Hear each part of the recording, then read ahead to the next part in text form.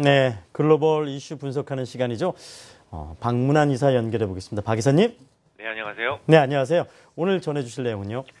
네, 이제 내일 밤 그리스에게는 매우 중요한 유로 재무장관 회의가 열리게 되죠. 미리 중간 점검을 좀 해봐야 될 것 같습니다. 얼마 전에 지그마르 가브리엘 독일 부총리 겸 경부장관이 특별한 발언을 했었습니다. 이 브란덴부르크에서 그는 이렇게 얘기를 했는데요. 독일이 그리스에 대한 배상을 할 가능성은 전혀 없다. 라고 말이죠. 아닌 밤중에 홍두깨 같은 발언이 갑자기 튀어나오게 된 동기가 있습니다. 그리스가 채무 협상을 앞두고 나치 보상 문제를 거론했기 때문입니다. 이 치프라스 그리스 총리는 하루 전 의회 영설에서 제2차 세계대전 때 나치 독일로 인해 생긴 피해 배상금을 청구할 방침이다라고 선언을 했는데요. 이 말을 듣고 난 이후에 독일의 가브리엘은 그리스 새 정부의 목소리가 다시 강해져서 매우 유감스럽다면서 이 과거사로 인해서 서로 헐뜯고 이념적으로 다투는 것은 전혀 도움이 되지 않는다라고 말했습니다. 글쎄요, 저는 치프라스가 전쟁 배상금을 지금 와서 꼭 받자라는 것은 아닐 것 같습니다. 일종의 전략인 것 같은데요. 이 독일은 즉각 지난 1953년에 있었던 런던 부채 협정에서 이미 나치의 전쟁 배상 조건을 토대로 해서 410억 달러 이상을 배상했기 때문에 이 사안은 종결된 것으로 간주해 왔다라고 즉각 반응하고 있습니다. 이 독일의 치프러스 발언에 대해서 반응을 즉각 하고 있다라는 것은 그곳이 매우 아프고 민감한 약점이라는 것을 의미합니다. 이 독일은 항상 이 얘기만 나오면 이제 좀 작아지는 듯한 느낌을 좀 받죠. 이 치프라스는 매우 영리한 사람입니다. 이런 과거의 부채 관계에도 불구하고 그리스를 그대로 내쳐서 부도에 이르게 할 경우에 여론의 화살은 곧장 독일로 향하게 될 것이라는 것을 잘 알고 있는 것 같습니다. 이 그리스가 현재 가지고 있는 계획은 일단 100억 유로를 만들자는 거죠. 그래서 부도를 피하고 앞서 거론해드렸던 변동금리 채권으로 바꿔서 발행할 시간을 벌겠다라는 겁니다. 그럼 100억 유로를 어떻게 만들 것이냐? 일단 내일 EU 재무장관 회의에서 국채 발행을 80억 유로 더 확대하고 그걸 승인을 받고 또 ECB가 보유 중인 그리스 국채에서 발생한 수익금 19억 유로를 청구해서 모두 100억 유로 정도를 만들겠다라는 겁니다. 이때 슬쩍 전쟁 보상금 얘기를 꺼내서 유일하게 반대하고 있는 독일의 양보를 얻어내자 이런 취지가 아닌가라는 생각이 듭니다. 물론 그리스의 계획이 그렇다라는 것이지 그의 계획이 무조건 될 것이다. 이건 아닙니다. 아직 결정된 것은 아무것도 없으니까요. 결정된 게 없다라고 말씀을 드렸는데요. 그래서 그런지 금융시장의 동향을 보면 하루 남겨놨지 않았습니까? 그래서 이 그리스의 유로존 이탈 가능성이 살짝 반영돼서 움직이기 시작했다는 판단인데요.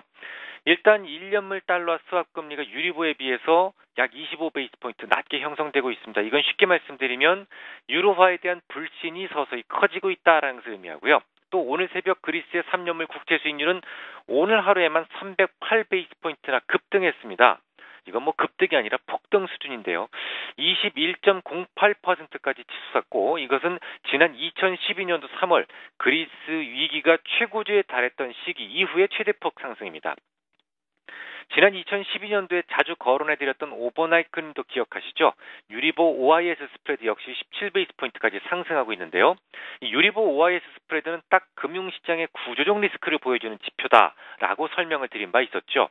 다소 안정세를 보이고 있었던 그리스 금융시장이 요동하기 시작한 것입니다. 그 이유는 지난주에 ECB가 그리스 국채를 더 이상 담보로 인정하지 않겠다라는 선언을 했기 때문이죠. 그러니까 유로존에서 그리스가 이탈될 가능성이 사실은 이번 달 28일까지는 없어야 되는 건데요. 벌써부터 부각되기 시작했다는 것은 바로 금융시장이 ECB의 발언을 인식하기 시작했다라고 우리가 평가할 수 있는 겁니다. 대략 금융시장에서 반영되고 있는 그렉시트 즉 그리스의 유로존 퇴출 가능성은 25% 정도로 추정하고 있습니다. 그런데 말입니다. 재미있는 게 있습니다. 글로벌 시장 중에서 가장 강한 자금 유입세가 나타나고 있는 지역이 유럽입니다. EPFR의 집계에 따르면 선진 유럽 주식형 펀드로 지난 1월 중순부터 지난주까지 최근 3주간에 걸쳐서 매우 강한 자금 유입이 나타나고 있는데요. 그리스 문제가 남아있는 유럽이 이게 웬일일까요? 아마도 유럽 시장의 가장 강한 자금 유입은 ECB의 선언, 즉 그리스 국채를 더 이상 담보로 인정하지 않겠다라는 선언 이전에 일어난 유입이었다고 생각이 됩니다. 즉 시프러스에게 그 이전까지는 상당하게 유리하게 전개됐었거든요. 딱 독일만 반대하고 있었기 때문에 그 상황이 독일의 반격에 약간 위축되는 쪽으로 변화됐다. 이렇게 판단을 하고 있습니다. 하지만 아직은 그렉시트의 확률은 25%라고 말씀을 드렸습니다. 다시 말씀드리면 75%는 호전될 가능성이 있다라는 것이죠. 앞으로 남은 18일 그리고 더불어서 내일 밤 예정된 유로 재무장관 회의의 결과를 보고 다시 전망을 수정해드리도록 하겠습니다. 박 기자님, 네. 지금 오늘 주가 하락에 대한 여러 가지 이유들, 어제 주가 하락의 여러 가지 이유들인데 그 중에 지금 이제 분석해 주신 그렉시트 얘기도 계속해서 나왔었습니다. 그렇다면 지금 가능성이 희박하다면 지금의 조정이 오히려 추가 상승을 기대해 볼 수 있는 조정으로 현재 국내 주식시장이요. 좀 그렇게 인지해도 될까요? 저도 모르겠습니다. 왜냐하면 사실 치프러스라든지 아니면 무슨 바루파키스라든지 이런 사람들은 사실은 정계에 진출한 지 얼마 되지 않습니다. 그들의 성향을 잘 모르고 또 이들이 아무리 지금 좋은 위치를 점하고 있다. 그리고 많은 사람들이 지지를 보이고 있다고 하더라도 상대는 앙겔라 메르켈 총리입니다. 정말 꽤 오래된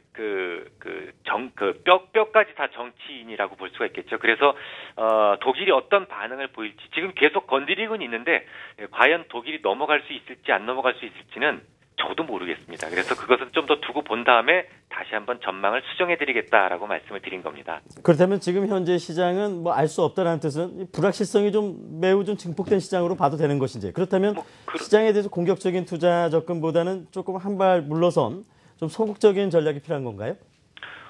제가 조금 아까 말씀을 드렸듯이 25%의 확률로 늘어난 겁니다.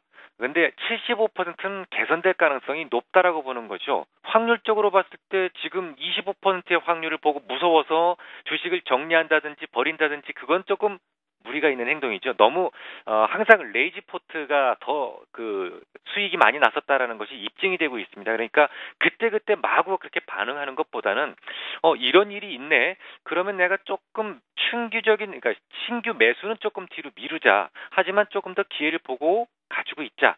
이런 정도로 접근하시면 될 것 같습니다. 네, 고맙습니다.